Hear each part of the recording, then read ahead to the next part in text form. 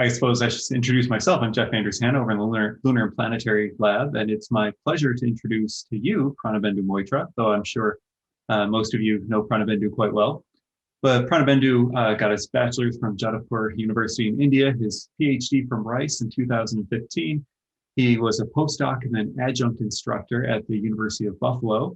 And from there, he joined my research group over in LPL in 2018, where he was working as a postdoc, focusing on explosive volcanic eruptions on Mars. Now, of course, Pranabendu is a research scientist over in Geosciences. Now, Pranabendu's research is focused broadly on explosive volcanism and the interactions of magma with volatiles. So his work runs the gamut from laboratory studies of magma rheology to numerical modeling of magma ascent and eruptions. And his work also now spans both Earth and planetary science. And I think that's more evident now than ever, as you've probably seen from our chat before the beginning of this talk, because Pranabendu was presenting his work earlier this week at the Lunar and Planetary Science Conference and has been attending that meeting all week. And now, thanks to COVID, Pranabendu can attend a meeting in Houston and give a talk here in Tucson at the same time. And so with that, let me hand it over to you, Pranabendu. Thank you, Jeff, for the introduction. So this talk here, I'm going to present the role of external water on the submarine volcanic eruptions, especially the lava flow morphologies and the fragmentation. So here, external water, by that I mean the water that is not dissolved in the magma, so seawater or groundwater. And lava, so we term it as magma when there's the molten rock is underneath the surface in the crustal magma chambers, or as it is ascending, and lava when it is flowing onto the surface of the Earth or other planets. So in some of the, depending on the application, some of the slides I'll use the word magma instead of lava just to make sure, but this is like the same thing, the molten rock that is I'm referring to. Okay, submarine volcanic eruptions are more than 75% of volcanic eruptions on the Earth that take place under submarine conditions. On the left-hand side, these are the mid-ocean ridge. If you can see my cursor here. So that's more than 75% of volcanic eruptions taking place, which controls the heat budget. So it's important to know how these eruptions are taking place and how this heat is getting transferred from interior of the Earth to the ocean. On the right-hand side, it's just an example of the actual seamount on the Jadavpur Ridge offshore region. The inset shows the location of the actual seamount, and in this figure here, the solid curves that show the boundary of the lava flows that are sort of following the regional slopes in the region. So one question is that, like, how fast this lava flows, what are the lava effusion rates? And from there to track back to what was the effusion rate of this lava. So to get to the spreading rates, whether low or high spreading rates, and in general formation of the igneous oceanic crust, how this lava is forming and it's cooling over time. So direct observations of these eruptions are currently lacking. There are a very recent a few observations, but most of the time these are not being able to, it's not possible to directly observe them. So get to this effusion rates, get to this flow rates and spreading rates. Often lava flow morphologies are used as one of the proxies for this effusion rate. So lava flow morphologies, by that I mean in this case from Craig 2013, lava structures, whether it's lava pillows or lava allineated sheet lava, and this kind of flow morphologies are observed on the ocean floor, and that are linked to the effusion rates of and the lava flow rates, assuming a regional slope, and the slope is consistent, then that flow morphologies can vary based on this effusion rate. So one of this figure is one of the earlier studies by Greg and Fink in 1992. So here it shows on the vertical axis, it's a dimensionless number psi as a function of the lava flow rates on the horizontal axis. And what it shows that as the psi, this dimensionless number, it's the ratio of the time of solidification and time of advection. That is how fast the lava is flowing. So as this number is small, it's cooling at a slow rate. And that is forming at a faster rate, sorry. So that's forming these pillows. Whereas at a given flow rate at a higher psi, the lava is flowing almost unhindered. It's not cooling over, and it's cooling over a much longer time scale. So it's not forming any crust onto the surface. This crust formation on the surface of the lava, it hinders the flow mobility, because that increases the viscosity and hinders the flow and how far it can go. It increasing the viscosity of the lava overall, and thus changing the morphology as well. So here are some of these morphologies that were linked to this regimes, the spilo lavas or no crust, as opposed to no crust, depending on what is the time of solidification and what are these flow rates. So because the aim is to find out the flow rate, what was the eruption rate or effusion rate of these lavas, to get to this magma ascent rates or spreading rates, it's critical to know what is the time of solidification, how fast the lava is cooling over time. And not only for lava flows, but there are other eruptions in submarine conditions, a range of eruptions that take place from non-explosive to explosive volcanic eruptions that are linked to this, their interactions with this external water, seawater, and why they're explosive, why they're non-explosive in those regimes. For example, on the left-hand side, this is Havre volcano in 2012. There has been a series of papers that came out on this. And here, these are pumice samples, so vesicular rocks, volcanic rocks, which were not explosive. They came to the surface, sort of formed these domes, and they then fragmented into this large, up to 9 meter of size in some of the cases of this large pumice samples. But these were non-explosive. But the idea is that, like, once it comes to the surface, it interacted with the seawater and gets fragmented into these blocks, slow cooling that creates these larger blocks.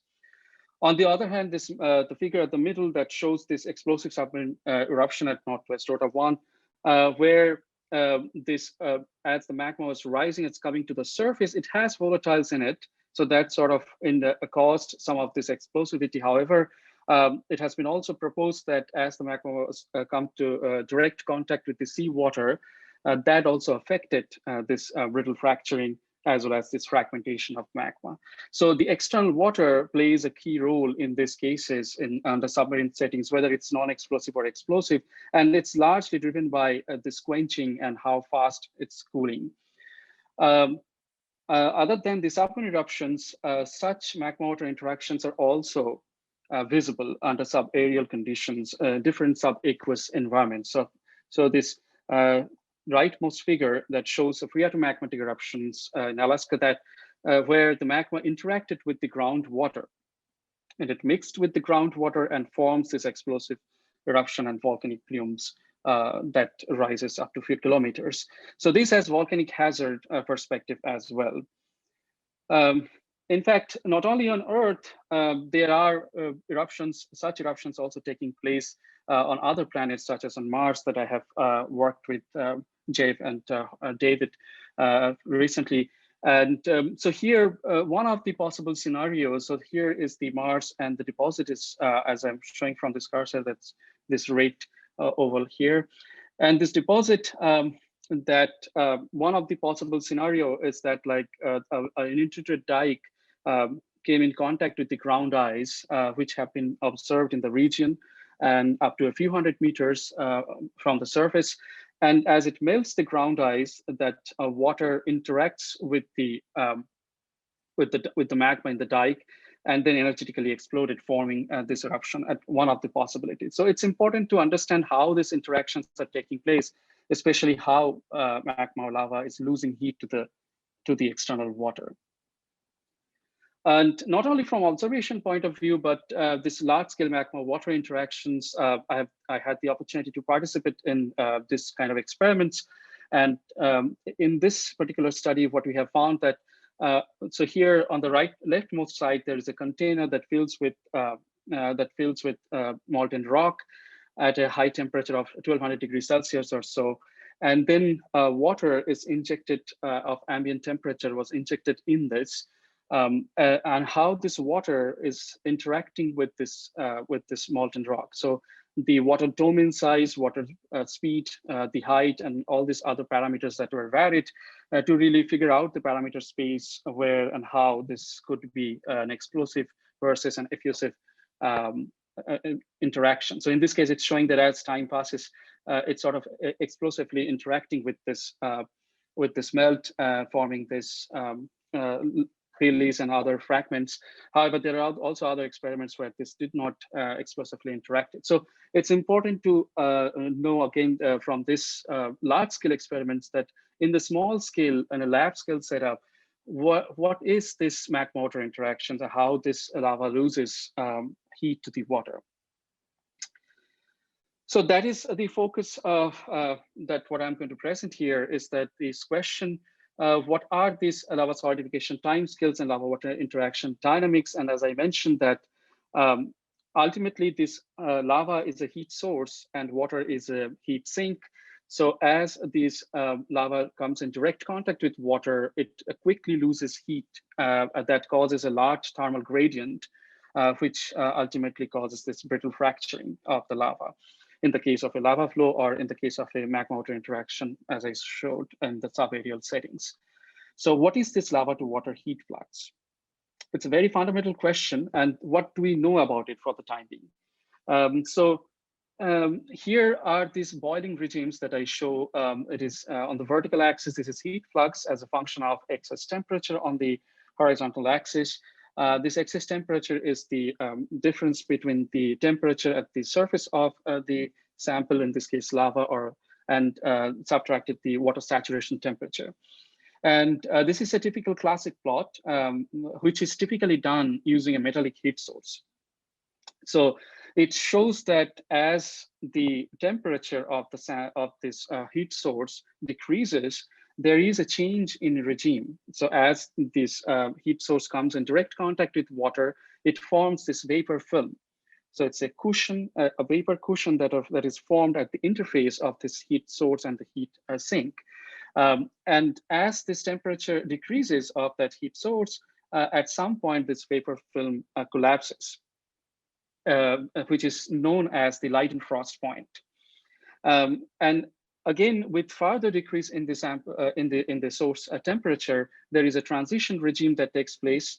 After that, numerous bubbles form at this interface, which advects heat out of this heat source.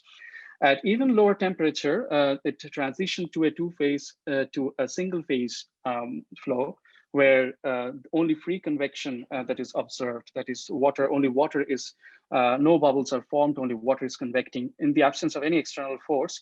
And that's how the heat source is losing heat. So this vapor film stability is also important because it has been shown that this vapor film, which creates this cushion in between this heat source and the heat sink, that helps this magma water mixing, and therefore an efficient energetic explosion that could take place from these large scale experiments and other things that field observations that have been hypothesized. Now, the issue is that like here, this classical plot, this is mostly done typically by using a metallic heat source, such as a copper or silver. The primary difference is that metal is highly thermally conductive as opposed to a magmatic material. So therefore, whether the heat flux estimates from this findings as well as these regimes are valid or not in the case of where this lava water or aquatic interactions are taking place, that needs to be validated. In another way of looking at this is this bio number, which is here. It's a plot that shows the dimensionless temperature versus dimensionless radius in the horizontal axis. It's a number that just to one number that if you can remember is the bio number, that is the ratio of the This H is the surface heat flux coefficient, so it's a heat transfer coefficient. R is the length scale, the characteristic length scale is it's a sphere, then it's a radius of the sphere, and K is the thermal conductivity. So it's sort of the ratio of how efficiently it's losing heat at the surface versus how efficiently heat is diffusing internally within the sample. And what it shows that when the BO number is much larger than 1, then it creates a thermal gradient within the sample. And a BO number is larger than 1, it's driven by these two factors at a given length scale, either a larger H or a lower K. And in the case of magmatic materials, the thermal conductivity is really low. So even if the H is same, which has to be figured out what the value of H is, this larger BO number causes a large thermal gradients within this magmatic materials. And that can be one of the reasons why those regimes and those heat flux estimates could be different, what are typically used in these lava flow models or other this energetic eruption scenarios. So that is something that I intend to test here. So some of the key questions that I would address in this talk is, what are these lava to water heat flux estimates, and what are these interaction dynamics between them? I will also talk a bit about the ongoing research about the relative lava water motion, that is the effect of lava flow rates on this heat transfer as well. And ultimately, what are their effects on this morphology and fragmentation? So quantifying magma to water heat transfer rate. So this is a study that I have integrated an experimental and numerical approach. So the experimental approach here that includes, as it shows, this is a schematic diagram of the experimental setup, not to scale. The sample is a spherical sample of mafic magma that was created and submerged in a tank with water. There was no external force that was here. It's a stagnant water and zero salinity, and the sample was then submerged. The thermocouple were inserted in it, so the time temperature data were recorded, and the experimental experiments were also recorded by high definition camera. So the experimental results, some of the experimental results here, that the key result that shows that there are two distinct regimes that I have found.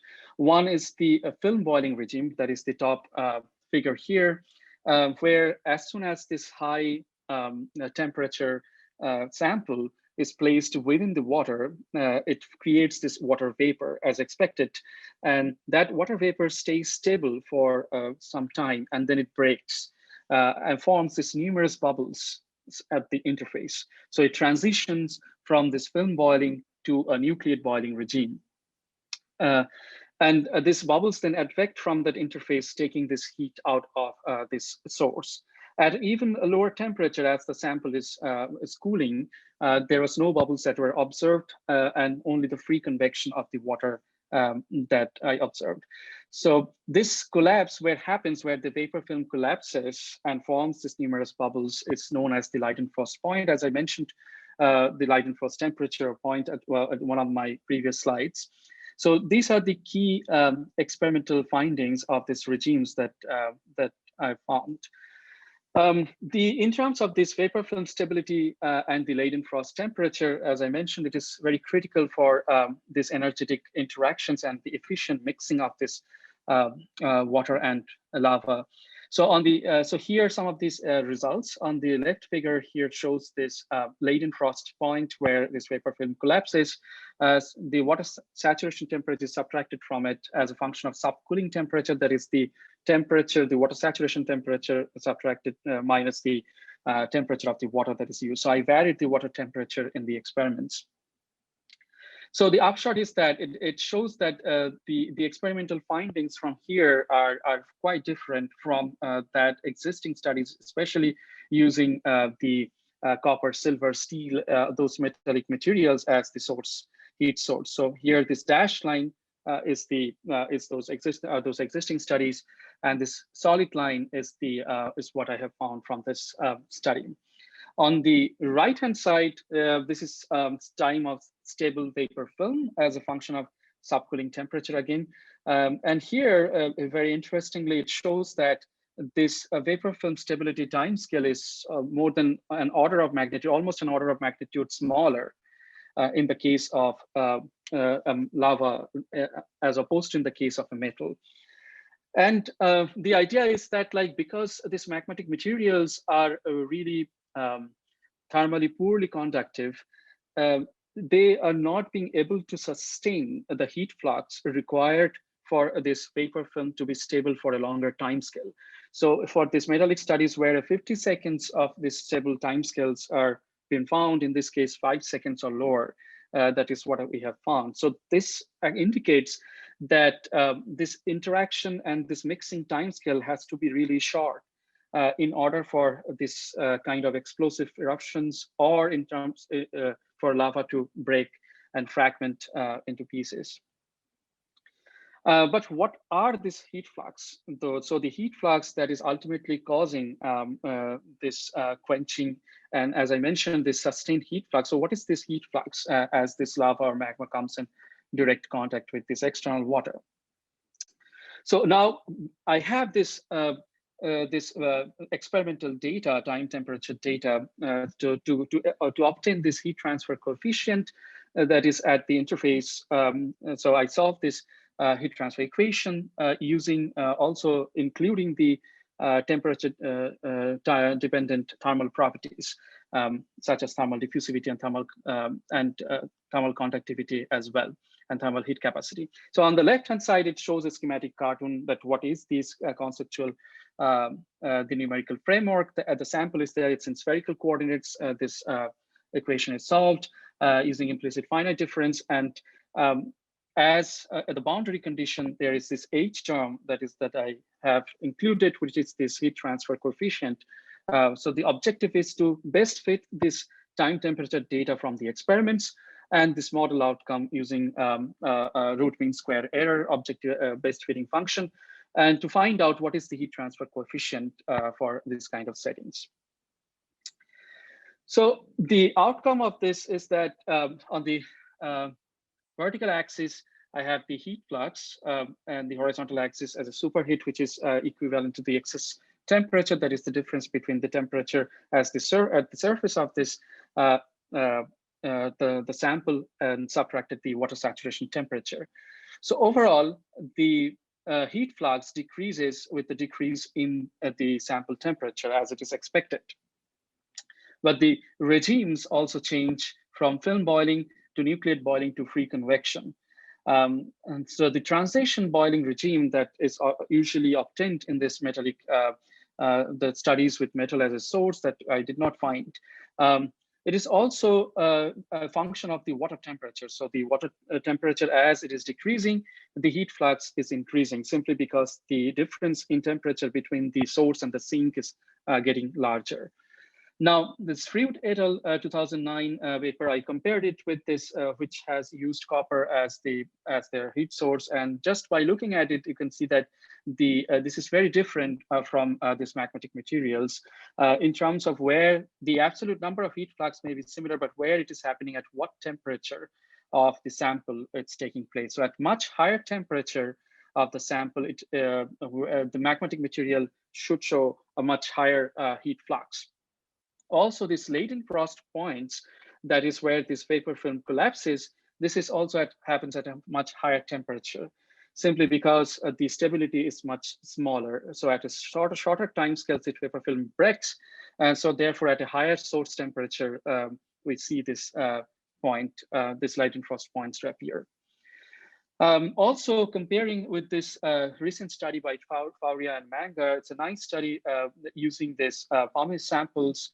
And although the aim of this study was not really to look into the heat flux, but this kind of shows that there are scope to improve in terms of like what are these heat flux estimates, rather than averaging over a long temperature, how the heat flux estimates may change as the temperature is changing. Of course, as I said, like it depends on the the properties of the lava, water properties, and all these other factors as well. However, these particular samples were non-crystalline and non-vesicular. That is how I prepared them. And so this gives me a robust reference that now to vary these other parameters, to map out the parameter space, that why and how things may change as lava properties are changing. So just to go back to that, the figure that I showed, this metal water, this is again conceptually it's showing it doesn't have any numbers here, and it's exaggerated this plot just to have so here this metal to water study, and this is the lava to water from this study. As just from the looking at it, the slope is very different, the regimes are different, and also the latent frost points are different from this metal water, which are needed to be considered. I thought like I heard something. So anyways, so just to, so this is important to really consider in this cases. So the other factor is the fragmentation of this of the lava, as I was mentioning, that as this lava coming into direct contact with this water, how and when will this fracture? So here I show the maximum thermal stress that's calculated as a function of length scale. So it's a thermal expansion coefficient and the fracture strength and all these things come into, and this maximum thermal stress overall increases with increasing length scale because of an increase in thermal gradient. So at a larger scale, it is expected to exceed the fracture strength of the material. I compared it to the this heat transfer in air, one of my earlier studies that I have done. And air is an inefficient heat sink as opposed to water, and therefore a more efficient heat flux, and therefore a buildup of this thermal stress and fragmentation is expected for lava as it is interacting with the during the submarine eruptions as opposed to in the subaerial eruption conditions.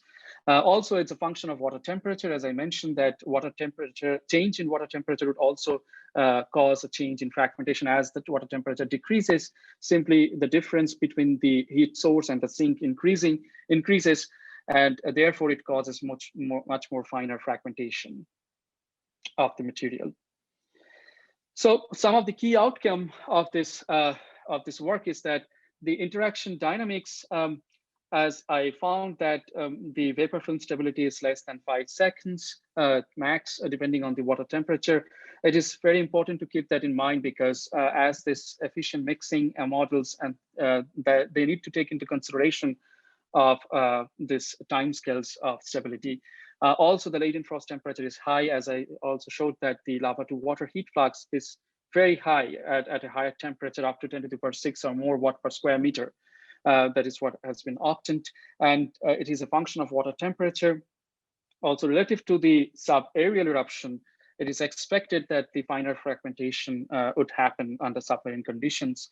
Of course, it depends on the water properties and lava properties as well. So some of the ongoing and future directions that I would like to mention here is that, so what I did here what I showed in the study is this, the lava, there was no external force.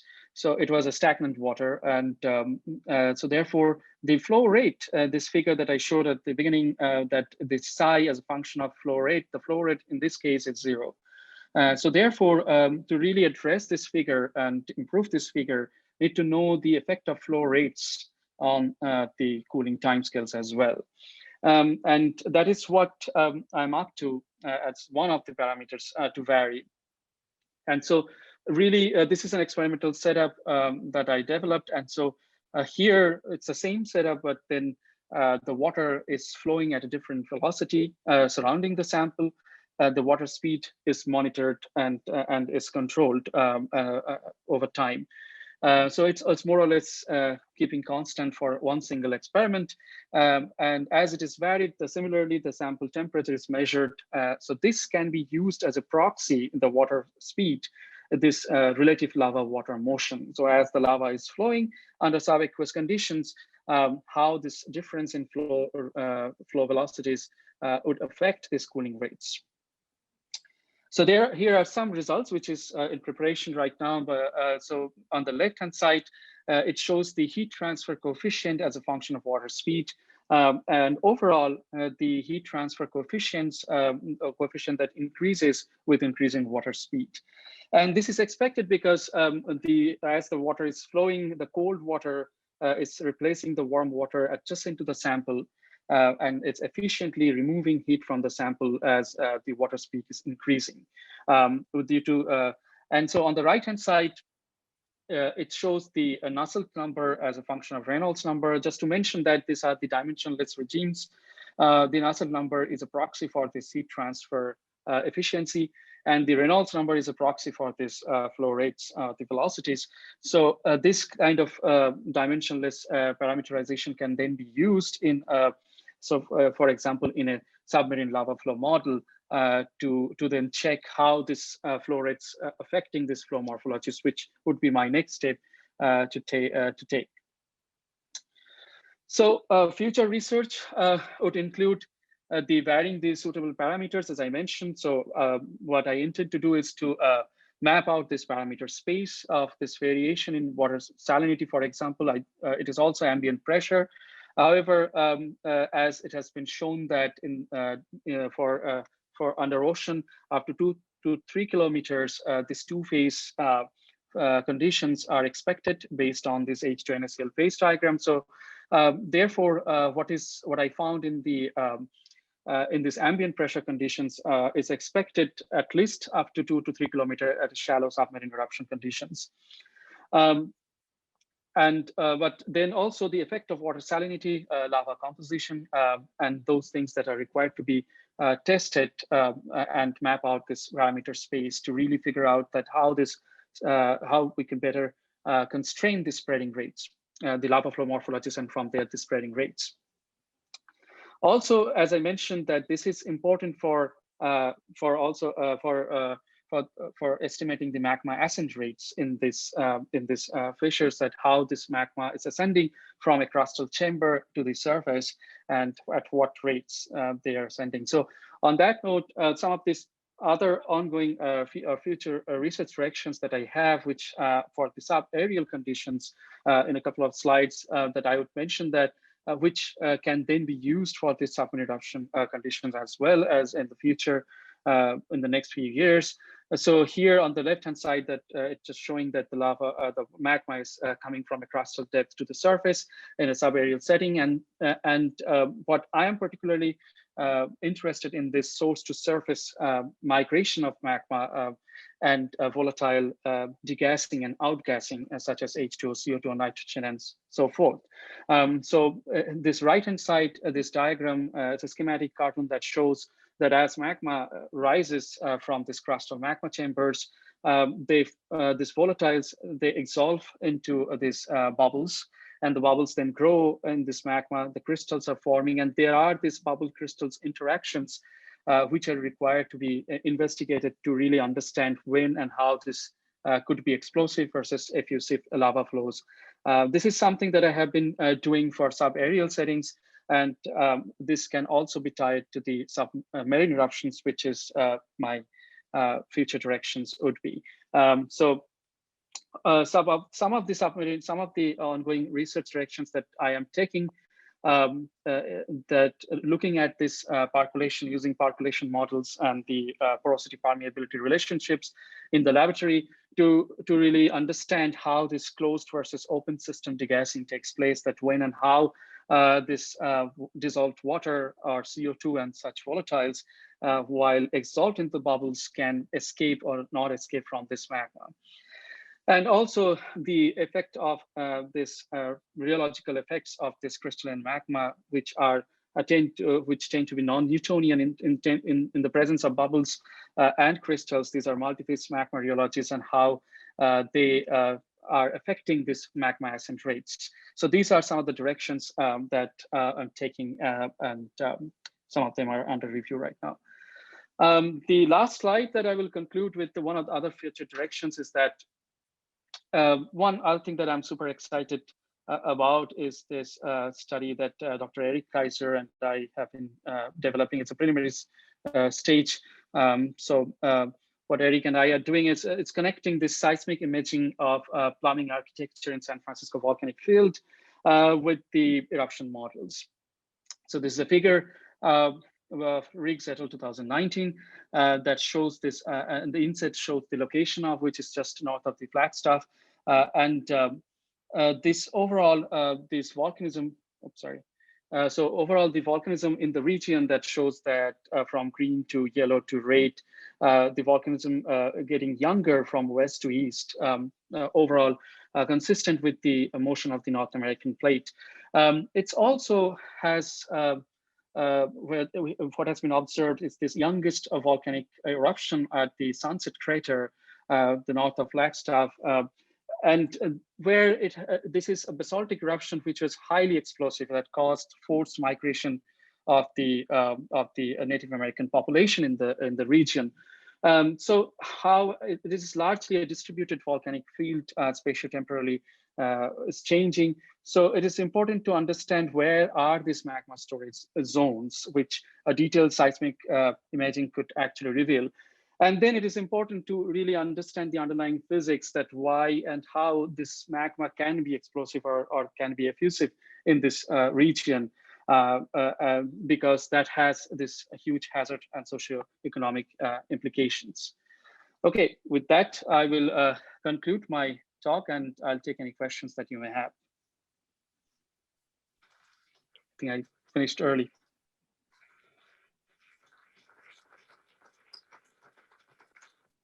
All right, thank you, Pranabendu. Yeah, we have a lot of time for questions for Pranabendu, so I will just reiterate here that you can type in your questions in the chat, or you can just raise your hand and ask the questions directly to Pranabendu. So please put forth your questions. We have quite a bit of time.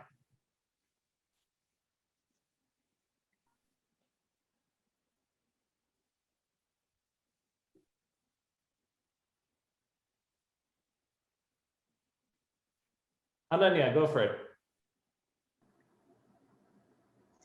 Hi, so my question is actually about your top left figure.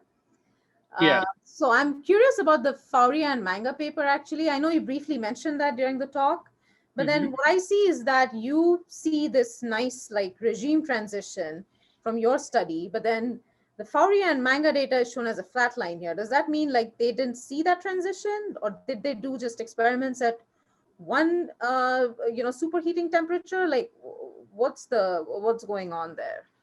Yeah, that's a good question. So if you can see this figure, or I can go to the larger figure. Can you see this figure on the left side? Yeah, I clearly. Okay. Yeah. Okay. Yeah. So the thing is that like so if you look at this, the highest temperature that they have used, that the bar that is going up to, it's quite lower than this film boiling regime.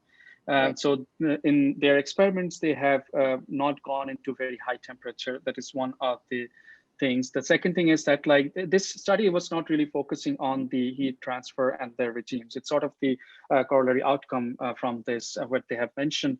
However, often what happens that they will tend to use this average numbers and then into the models. So this comparison is to show that there could be differences and maybe scope to improve upon this, and to really look at in more detail what are the regimes and factors there are. Also, there were some vesicles in the samples, which kind of there was this in out the gases that were coming out from their samples as well. So I think it was hard to distinguish this nucleate boiling regimes, although their sample was within that temperature regime. So I would I think that is the likely reason for why they did not really observe this as far as what I have understood. Yeah, okay. But it's a nice study to really look into, and in general, yeah. Okay. And my other question is actually about the salinity factor. You said that you're interested in changing the salinity of the water. If I understand correctly, the salinity would change the heat transfer properties of the water itself. Is that so? What do you think the salinity is going to do, or how is it going to affect? Yeah, that's a good question. So Salinity, what has been shown is that like the salt crystals, for example, depending on what is the salinity of the water, that could actually be the nucleation point for this bubble. So especially for this transfer of the regime from a film boiling to nucleate boiling, the nucleate boiling is really how many bubbles are forming at the interface and how they are affecting this heat from this lava water interface. So if this number of, and so there are some equations which I'm working on. So really the bubble number density and the size of bubbles, that how they are affecting heat out of it. So really get into the physics of it even more. And so if there are salinity and if there are salt crystals and so present, so that would probably change the interfacial properties, especially the nucleation sites for the bubbles. And so bubble number densities particularly are expected to change. So that would definitely cause some changes in this regime transitions. That's what I would like to explore, because under submarine conditions, there are some average ocean salinity of about 35 ppt or so, and so it will be interesting to see that if there was no salinity versus salinity, how these regimes may change. Okay. Okay, so there's a question in the chat from Mark Barton. Mark says, interesting talk. What is the effect of increasing confining pressure on these phenomena, particularly at pressures above the critical point where two-phase phenomena would not occur? Yeah, that's a very good question. So the thing is that, like, as I mentioned, that up to 2 to 3 kilometers of depth, this two-phase phenomena are expected to occur. So therefore, some of those examples that I have shown, this actual seamounts and their depths are within these depth ranges. So therefore, it is, and also there are some of these direct observations that do show some of this bubble formation or this paper film formation just right when these below lavas are fracturing or forming. So therefore, these two-phase phenomena do appear in this kind of settings, especially in the shallow submarine. However, these submarine conditions are more prevalent as it is expected in this actual same. Now, to your questions that how will it change if there is no two-phase and only a single phase? So I would expect that how the water property would change at that high pressure, that would ultimately define. So one thing that I'm doing is, as I was referring to in one of the earlier questions, to really link this thermophysical properties of water, as well as what is happening to these the bubble number densities or the vapor film thickness and so forth to this heat flux estimates, to get into the more of this physics of this problem. So my expectation is that with pressure, the thickness, the vapor film thickness might be different, because that has some effects on this transitions of the boiling regimes from liquid water to vapor. However, if there is a single phase only, and also there will be a much faster heat transfer, because if you can look at the top left figure, that vapor cushion that is there, which is sort of an impermeable, thermally poorly conductive layer that is causing an inefficient heat transfer. So if that vapor cushion is not there, it's only liquid water above that critical point, then I would expect that the heat transfer will be even more efficient than what I'm getting here. Okay, so there's another question in the chat from Mike Conway. Mike says, I was really interested about your suggestion that your research could be applied to volcanism of the San Francisco field. Could you embellish on your research goals there? Thanks. Yeah, so the research goals are really, as I said, like it's in the preliminary setup right now. It's in the development. What I am interested in doing there, and Eric Kaiser, Dr. Eric Kaiser here in the department, we are developing this. So connecting this seismic imaging and the eruption models, which have not really done for iMotion, other kind of studies is mostly the seismic imaging part, or there are other studies, but not like connecting this two different themes together. And so that's what the aim is. So really looking into the magma storage zone. So there are some gravity studies that have taken place, which have found that there are mid crust to deep crustal magma storage zones in the region. And so this seismic imaging will be more higher resolution to really tease that out and see that, okay, where are these magma storage zones? As I said, that this is moving from west to east. So also what interesting to look at that whether there are this magma storage zone in the eastern part of it, and which could be a possible next eruption place. And using these eruption models to really figure out that if there is the magma chamber size and the volume is known, then that is the pressure, that is the inlet pressure, the pressure gradient. So what happens that in these eruption models, usually from melt inclusion data, the initial water content, initial CO2 content, and initial pressure is assumed or considered. So, but if there is an independent constraint on this magma chamber volume and their pressure, so that could be used in these eruption models to really figure out then that how this affected this eruption dynamics. And the other thing that I am interested in to get samples from these fields, at least 3 or 4 cinder cones from west to east. We have talked to our colleagues at ASU and NAU, and they're nice enough to send us some samples as well, and also collecting some other samples in the region to really see that to constrain this, to use this as observational constraints, that what we see in the samples of these volcanic rocks, as I mentioned in my slide, that what is the bubble population, the crystal population, and from there, then to figure out the eruption condition. So that is from the top, the observational constraint, and from seismic imaging, the constraint in the bottom boundary, and therefore it will give a much better insight that how these eruptions have taken place, in why it was mostly lava flow, and then some places it was explosive, and also how it might happen again in the near future. So that's sort of the brief layout of this project. There's a follow-up question from Mike that says, is the mid-crustal low velocity zone centered under San Francisco peaks? Yeah, so they have found some in the, I don't have that figure here.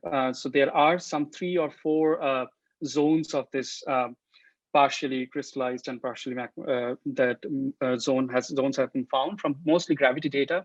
There were also another study by NAU some years ago that have looked into that was sort of a bit low resolution, and that have also found that beneath the Sunset Crater or San Francisco peaks, there are some of this partially crystallized zones that are present. But this seismic imaging that would be a much higher resolution to really figure this out in detail. Okay, there's another question in the chat from Tyler. Tyler says, hi, Pranabendu, is there evidence that external triggers that can serve as a catalyst for decompression or speed up bubble nucleation phase for submarine eruptions, like pressure wave from an earthquake or something? No, external trigger only on, okay, so yeah, it could be a earthquake that is triggering this. In fact, one of my studies actually we looked at on this Mars, that I looked at this effect of this impacts on this as an external trigger for this magma chamber dynamics. So yeah, if there is an earthquake that could actually cause the seismic wave propagation in the magma chamber, that is sort of causing this alternative compression and that regimes there, which helps this bubble to grow in the magma chamber. Also, if there are crystals in the magma chamber that could collapse due to this earthquake and that shaking, which would then help this magma chamber to rejuvenate and sort of this magma to really become mobile. And I think if I understood the first part of your question there, if there is a decompression of the external, that could also happen by there are other factors as well. Sort of, for example, let's say if there is a volcanic edifice, that edifice is sort of getting either a landslide kind of is happening where the volcanic edifice is removed. And so therefore there is a decrease in this overload, a sudden decrease in overload that can create this overpressure in the magma chamber, which would then drive this bubble nucleation and also drive this magmatism. With that, I think we can basically all of us can give a round of applause again to Pranabendu. Thank you very much. Yeah. And I will see you all next week. So thanks, Pranabendu. Thanks.